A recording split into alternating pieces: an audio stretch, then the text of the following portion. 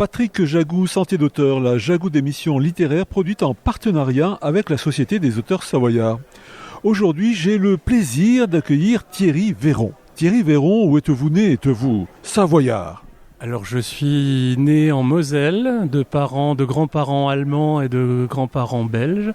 Je vis en Savoie depuis 1980. Thierry Véron, vous écrivez. À part écrire, que faites-vous dans la vie?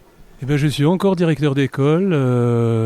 Il me reste encore 2 ans. Je suis carrière longue, donc je suis directeur d'école à l'école de Cléry, une petite école, d'où l'origine du livre. Thierry Véron, dans quelles circonstances avez-vous commencé à écrire? C'est mon 5e roman. Le premier roman, c'est un roman que j'ai écrit avec l'aide de mes enfants, des élèves dans ma classe. On a fait des ateliers d'écriture et il s'appelait De Lyon à Granier. On l'a sorti pour le 70e anniversaire de la libération de la Savoie. Voilà, donc c'était des ateliers d'écriture. Il y avait une partie qui était faite par les enfants, une autre partie par moi. Il est sorti à la maison d'édition Cometa à Lyon. Thierry Véron, pouvez-vous nous parler en quelques mots de votre ouvrage intitulé « Les secrets des vieilles pierres sur les chemins de Tamier ».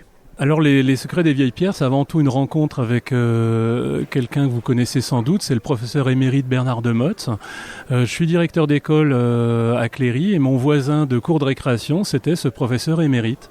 Et il a eu la gentillesse de me faire visiter l'église romane de Cléry et de me renvoyer chez l'ancien maire qui m'a parlé des travaux qui avaient été effectués dans l'église, dans le cœur de l'église. Tout part de là, d'une rencontre. Alors le livre, il est scindé en 2 parties, c'est une histoire vraie. À la fin des années 80, on découvre, en refaisant les travaux du plancher de l'église, des restes humains, c'est des sépultures des chanoines de l'ancien prieuré, qui sont inhumés assis. Suite à ça, on va faire venir l'INRAP, qui va faire des travaux d'analyse, et puis on va comprendre que sous l'église, il y a une crypte, et dans la crypte, il y a des choses qui vont nous renvoyer vers le Moyen-Âge.